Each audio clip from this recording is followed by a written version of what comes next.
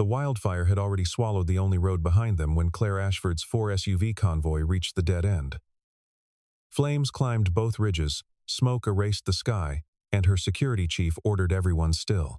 Then an old recovery truck appeared through the ash. Garrett Boone, a single dad they had ignored 20 minutes earlier, took one look at the trapped convoy and did the unthinkable. He chained his truck to the highway median, tore open an emergency crossing, and waved the CEO through. But the road beyond it was closing fast, and Garrett knew escape was only the first battle. If Garrett's choice shocked, you keep watching because the rescue exposes a decision that nearly buried everyone there that night. The evening had started like any other late August day in the Sierra Crest Mountains of California, until an unseasonal Santa Ana wind began pushing a wildfire out of the northwest and down into the valley below. Garrett Boone drove his old Ford F-550 recovery truck along the 2-lane road that hugged the ridge, hydraulic gear rattling in the bed from a repair job he had just finished at a highway maintenance yard. He did not need a radio to know something was wrong. The smoke column overhead had turned from gray to black in the span of 20 minutes, and its top had begun to lean almost sideways, a sign that fire behavior experts called a plume collapse warning.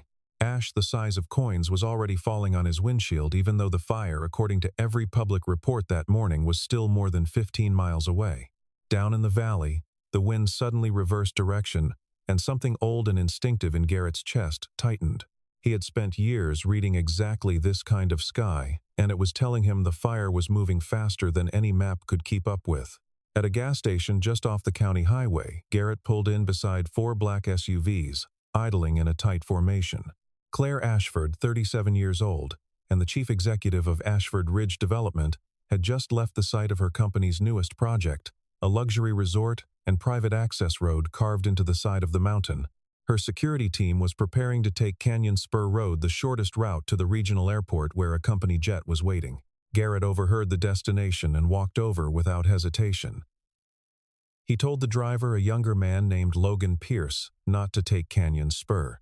Derek Vaughn, the head of Claire's security detail, and a former military officer in his mid-40s, stepped between them, immediately unwilling to let a stranger in a battered work truck dictate their route.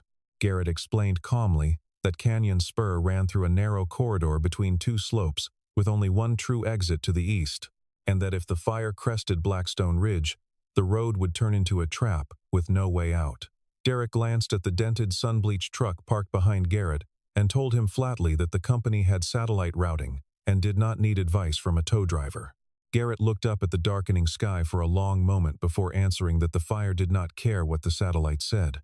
Claire heard part of the exchange, but her attention was already pulled away by a call from Wesley Danner, the company's chief operating officer, who was pressing her about a board meeting that could not be delayed.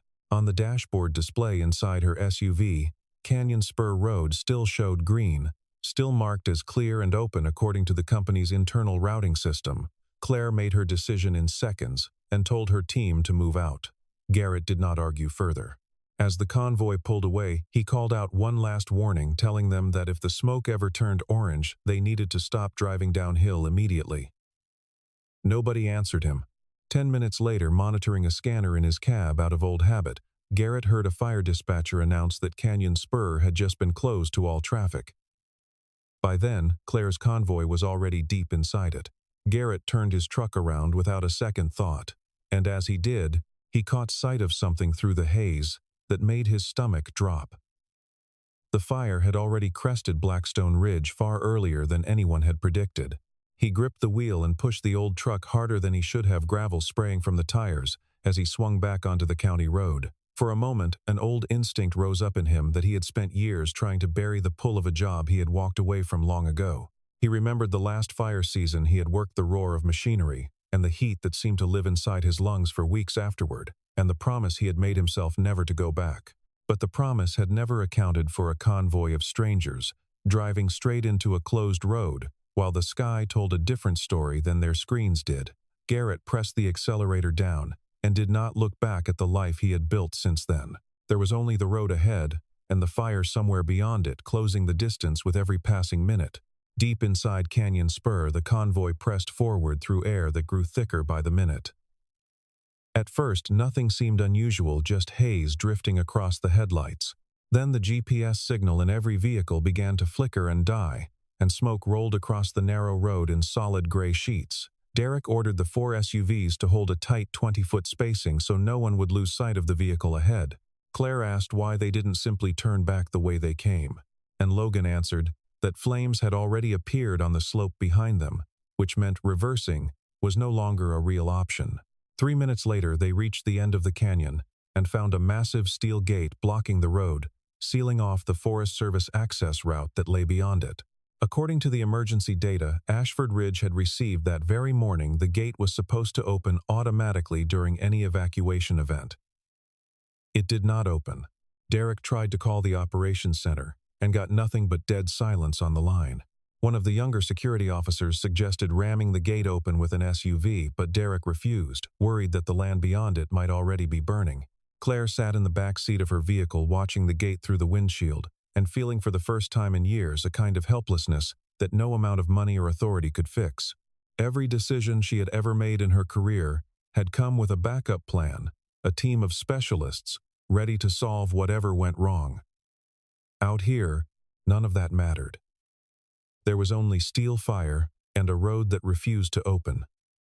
Moments later, a loud crack rang out as a large pine tree behind the convoy caught fire and split apart. The road they had just driven now had flames crawling across it as well. Claire finally understood in a way that no briefing had ever made clear to her that they were not simply stuck in traffic. They were surrounded. The smoke thickened until the SUVs had to switch on their headlights in the middle of the afternoon. And Derek ordered everyone to stay inside their vehicles with the doors shut. Claire watched the exterior temperature reading on her dashboard climb minute by minute, first to 105 degrees Fahrenheit, then 111, then 117. One of the SUVs began flashing an engine overheat warning. In the driver's seat, ahead of her, Logan said quietly that the man back at the gas station had tried to warn them, and Derek said nothing at all. Then through the wall of smoke behind them, 2 headlights appeared, growing brighter and closer, until Garrett's old F-550 came into view, engine roaring as he drove straight toward the trapped convoy.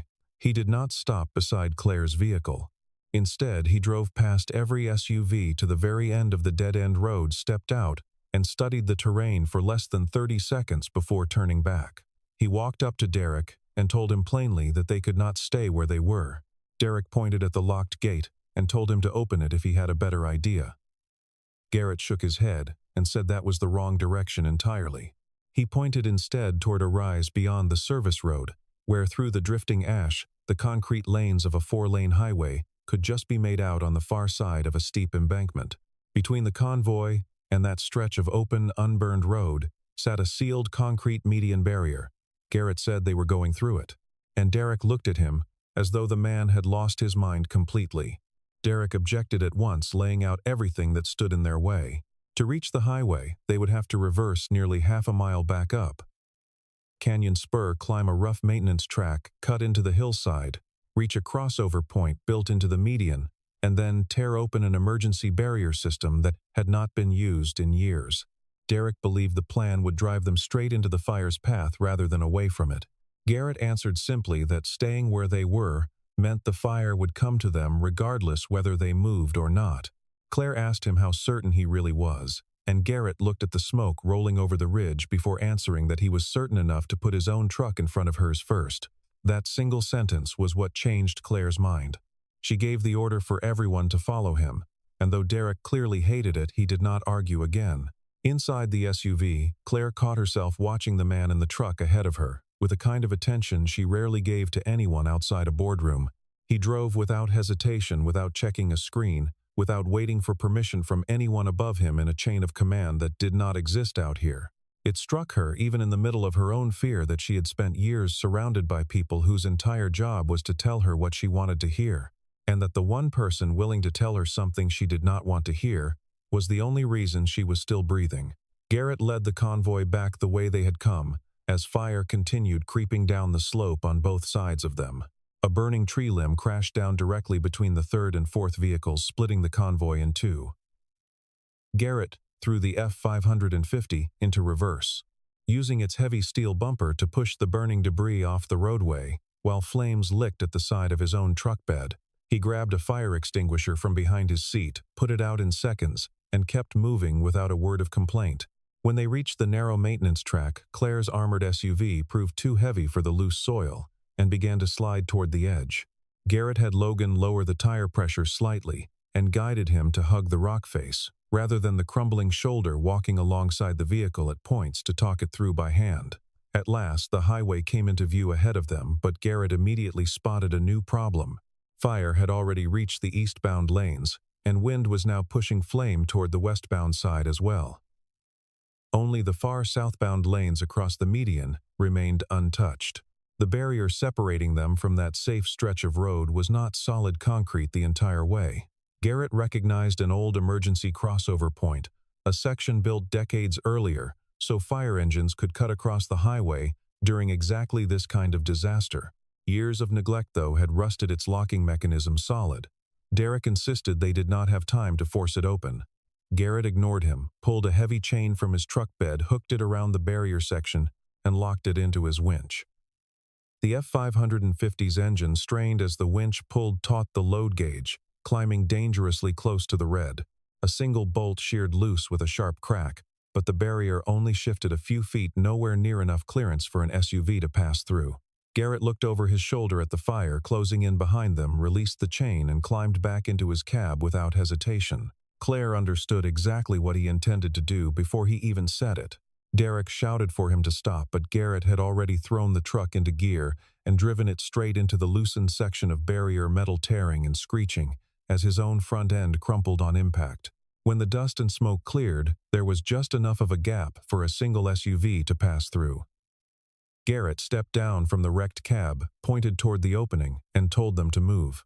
The first SUV crossed through the gap, then the second, with Claire riding in the third vehicle right behind them.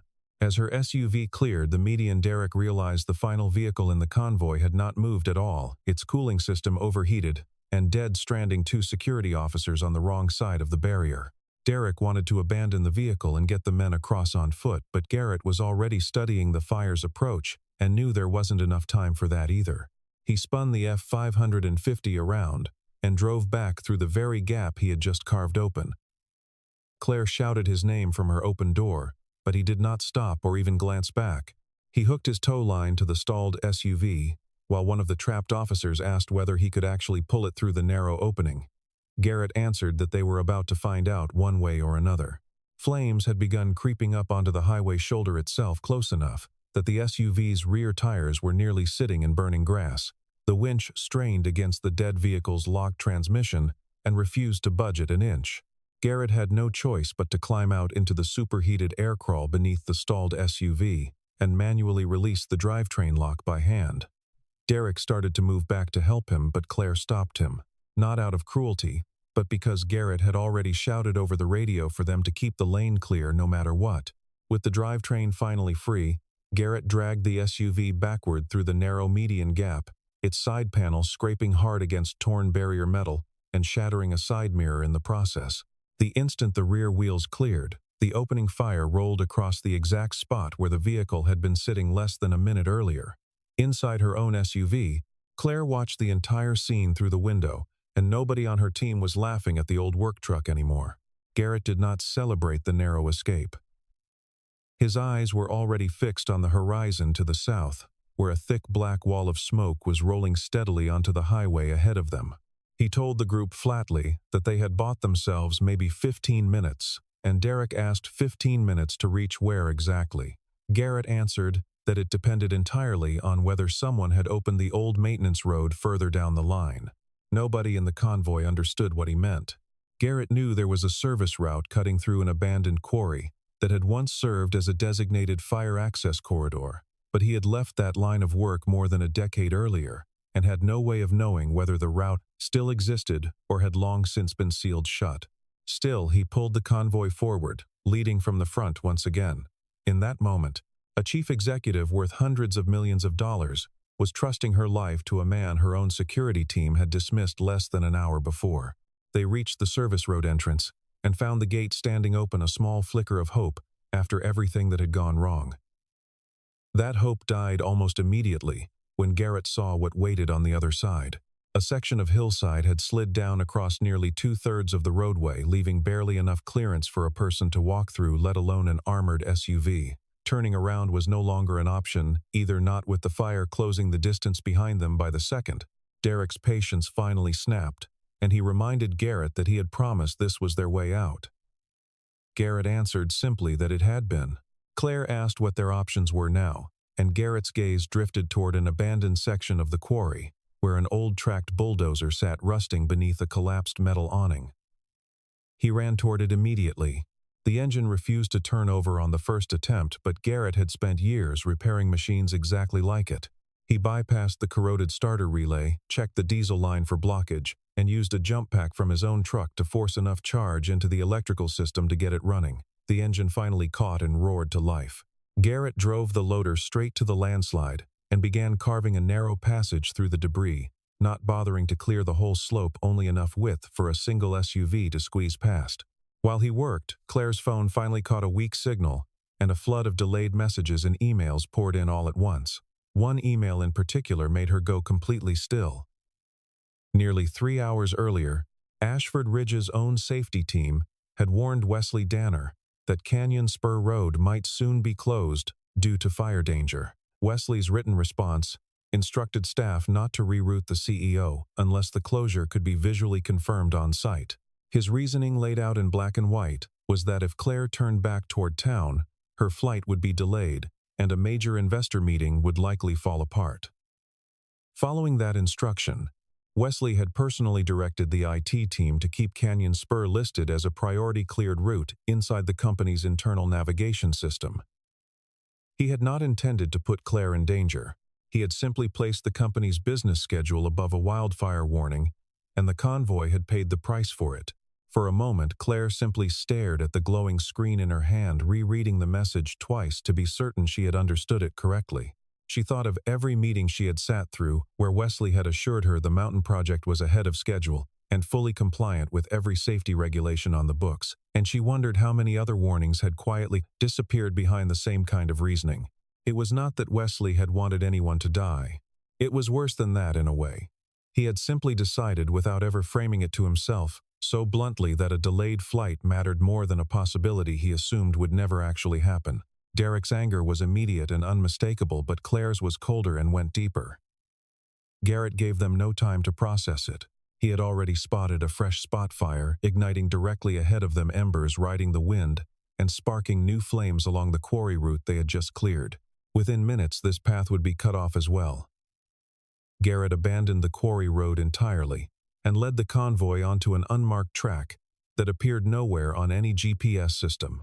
When Derek asked where it led, Garrett answered simply that it was an old dozer line, a fire break he had helped cut himself more than a decade earlier during a very different fire season. Claire asked how he could possibly remember a route from that long ago with such precision.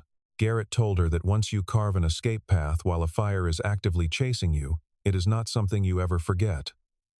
It was in this moment that his past came fully into focus.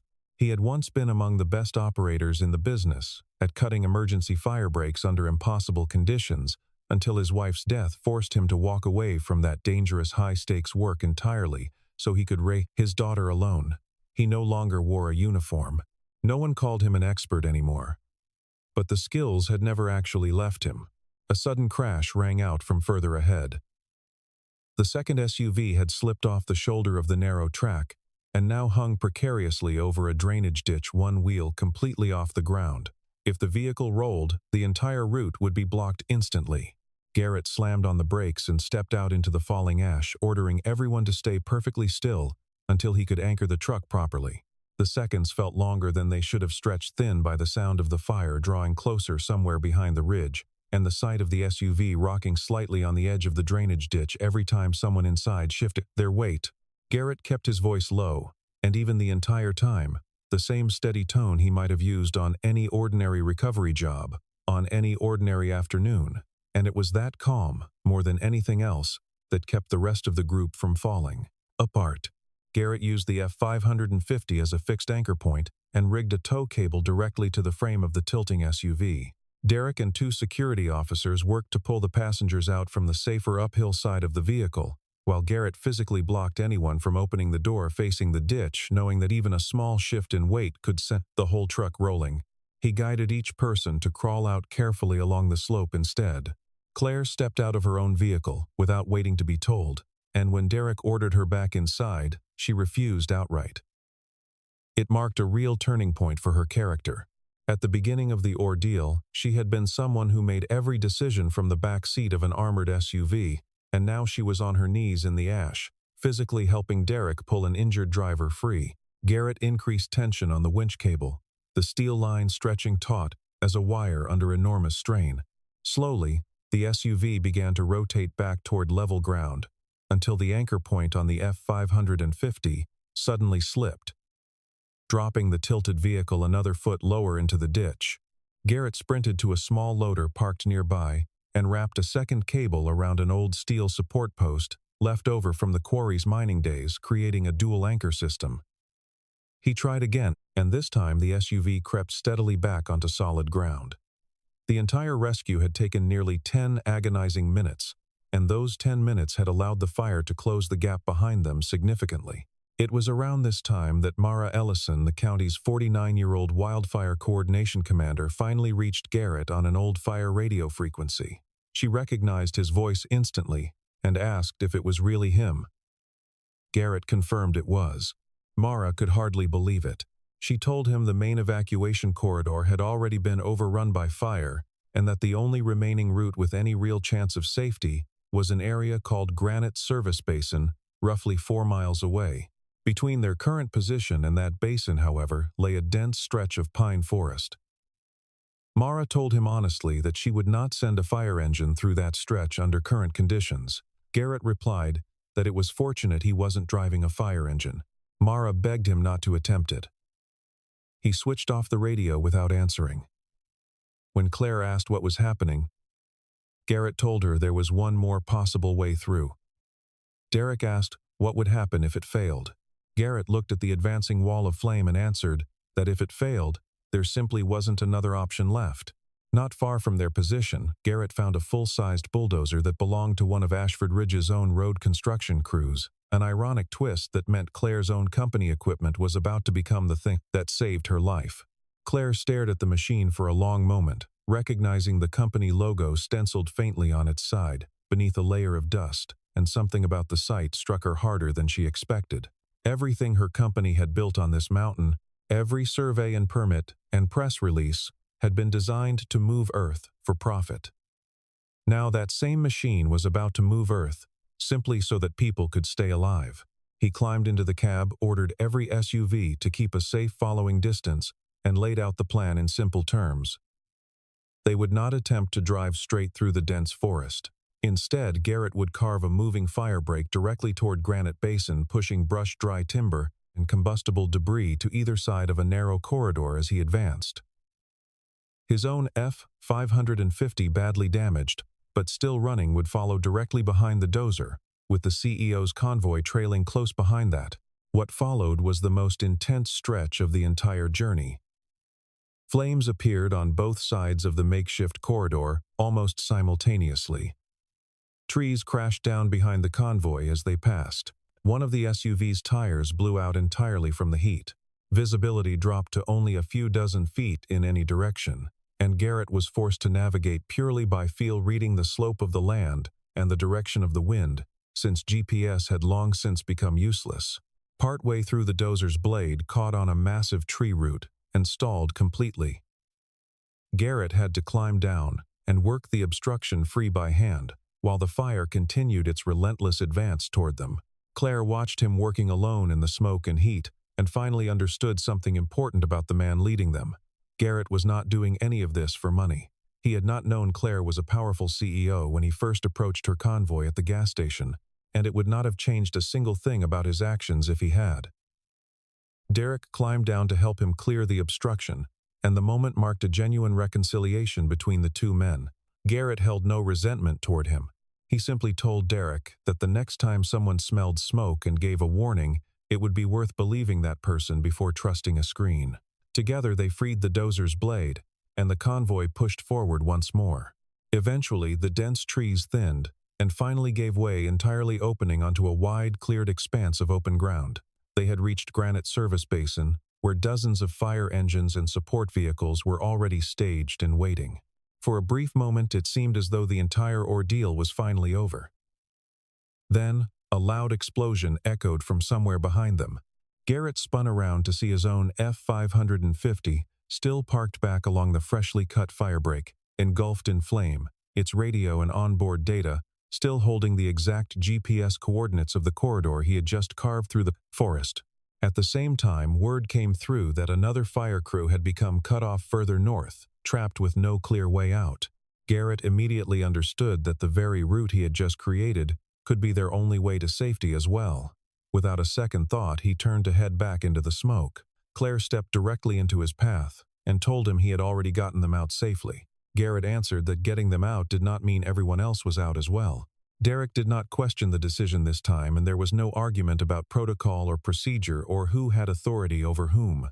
He simply climbed into the truck beside Garrett, and the two men who had nearly come to blows over a road less than an hour earlier now drove back into the smoke together, without a single word needing to pass between them. Garrett returned toward the burning firebreak corridor with Derek at his side, and together, they relayed the exact coordinates of the cleared path to Mara Ellison over the radio. The stranded fire crew to the north immediately began moving along the route Garrett had carved only minutes before. Standing in the middle of Granite Basin, Garrett guided them through by radio, calling out landmarks and turns from memory as the minutes stretched on with unbearable tension. Finally, the headlights of the first fire engine broke through the smoke, followed by the rest of the crew close behind. The entire team made it out safely. It was in this moment that Claire fully grasped the true scale of what Garrett had accomplished that night. He had not simply rescued a wealthy executive and her security detail. He had carved an entirely new evacuation corridor in the middle of a wildfire that was rewriting its own behavior minute by minute. And that corridor had gone on to save an entire crew of professional firefighters as well. For a while, no one in the convoy spoke at all. The adrenaline that had carried them through the last hour began to drain away, leaving behind a heavy, exhausted silence, broken only by the distant crackle of the fire and the tick of cooling engines. Claire sat on the open tailgate of one of the SUVs, her hands still trembling faintly, and watched Garrett walk the length of the basin, checking on every vehicle and every person in turn, as though the danger might not be entirely over even now. Derek stood a few feet away, quiet, in a way that suggested he was replaying every decision he had made that day and finding most of them wanting. It was in that stretch of silence, more than in any single moment of the escape itself, that the full weight of what had almost happened finally settled over the group. When highway patrol officers finally arrived on scene, they found a long list of violations waiting for them. A highway median barrier had been deliberately destroyed. An emergency crossover system had been damaged beyond simple repair. Garrett had driven directly into a mandated closure zone. Heavy construction equipment belonging to a private company had been operated without any authorization whatsoever. One officer asked Garrett to step aside so they could take a formal statement, and Derek immediately moved to intervene on his behalf. Garrett stopped him, fully aware of exactly how many rules he had broken that night in order to get everyone out alive. It was Mara Ellison who arrived at just the right moment, looked over the damaged crossover point on her map, and told the officer plainly that the barrier existed for precisely the kind of emergency Garrett had just used it for. Moments later, Claire handed her own phone directly to Mara, revealing Wesley's emails, the deliberate override of the evacuation route, the ignored safety warnings, and the delayed internal reports that had put everyone in danger in the first place. The entire narrative of the night shifted in an instant. The person who needed to explain himself was no longer Garrett Boone. It was the leadership of Ashford Ridge Development itself. Claire called Wesley directly from the scene. He began trying to justify his decisions almost immediately, but Claire cut him off, telling him flatly that he had known the road was compromised and chosen to keep it open regardless. When he attempted to blame the failure on a technical glitch in the routing system, Claire reminded him that systems do not hide emails on their own, only people do that. She suspended his authority as chief operating officer on the spot and ordered that every piece of internal data be preserved for the investigation that would inevitably follow. As Garrett turned to walk away from the scene entirely, Claire called after him, telling him that he had saved her life that night. Garrett looked back toward the smoke still rising in the distance, and answered that he had saved a convoy, nothing more. Claire asked if there was really a difference between the two. Garrett told her there should be. In the days that followed, news of the rescue spread through the small mountain community faster than the fire itself had. Neighbors who had known Garrett for years as a quiet man who kept to himself and worked long hours to raise his daughter alone began to see him differently, though Garrett himself seemed uninterested in any of the attention. He went back to his shop, fixed what needed fixing, and tried to return to the rhythm of ordinary life, as though nothing extraordinary had happened at all. His daughter, now grown and living on her own a few hours away, called him after hearing the story, and asked, half joking and half serious, whether her father had really driven a truck through a highway median to save a busload of executives. Garrett told her it had only been 4 SUVs, not a bus. And that seemed to be the only correction he cared to make. 1 week later, the fire had finally been contained, but Ashford Ridge Development now faced both an internal review and a formal county investigation into what had happened on that highway. Claire made no attempt to hide or minimize any part of the story. She publicly acknowledged that her company had grown far too reliant on digital routing data, that real warnings from people on the ground had been routinely dismissed in favor of that data, that one of her own senior leaders had prioritized a business schedule over basic human safety, and that the evacuation routes surrounding her company's mountain project had never included any real backup plan. Wesley Danner was formally removed from his position as Chief Operating Officer, but Claire refused to let him become the only person held accountable for what had happened. She admitted openly that a corporate culture which had led Wesley to believe a delayed meeting mattered more than an active fire warning was ultimately a failure of leadership at the very top, meaning her own responsibility as well. It was in many ways the final piece of Claire's transformation over the course of that single night and the days that followed. After the formal hearings concluded, Claire drove out to Garrett's small repair shop alone, without a single SUV or security officer accompanying her. She had spent the drive rehearsing exactly how to phrase what she wanted to say, aware that money alone had clearly never been the thing that motivated this particular man, and that any attempt to simply buy his gratitude would likely end partisans. The conversation before it began, she offered him a newly created position, Director of Emergency Mobility and Field Safety, overseeing every evacuation route and safety system across the company's resort and highway projects. The salary attached to the offer was substantial. Garrett turned it down almost immediately, and Claire looked genuinely surprised by the quick refusal. He explained simply that he had no interest in sitting behind a desk in an office. Claire smiled and told him that was exactly why she hadn't offered him one. She unrolled a set of blueprints across the hood of his truck, revealing plans for the project's next phase. The designs included new emergency median crossovers built directly into the highway-dedicated fire break corridors, cut through the surrounding forest, remotely operated access gates, a fully redundant analog radio backup system, designated turnaround points, specifically built for fire engines and rescue vehicles. Claire told him plainly that she wanted the one person willing to break the map when the map itself was wrong. Garrett studied the plans in silence for a long moment before finally agreeing on one condition of his own. Anyone working out on the ground, regardless of rank, had to have the authority to stop the CEO's own convoy the instant they judged a route to be unsafe. Claire answered without hesitation that this applied especially to her own convoy above anyone else's. Several months later, a full-scale wildfire evacuation drill was carried out on that very same stretch of highway. Fire crews, county officials, and Ashford Ridge staff gathered to watch as the new systems were tested for the first time under simulated emergency conditions. A line of SUVs approached the newly built emergency crossover point, and this time, the barrier opened automatically on its own, smooth and silent, with no need for chains or a battered old truck to force it apart. Mara Ellison stood nearby with a clipboard, nodding in quiet approval as she checked off each stage of the drill, remembering all too well the frantic radio call she had received from Garrett months earlier. Claire stood beside the road and watched as Garrett drove his recovery truck through, first leading the way, exactly as he had that night. This time, nobody told him to pull over or step aside. Everyone simply waited for him to lead them through, and somewhere on that mountain, the wind moved differently than it had before, no longer a warning but simply weather.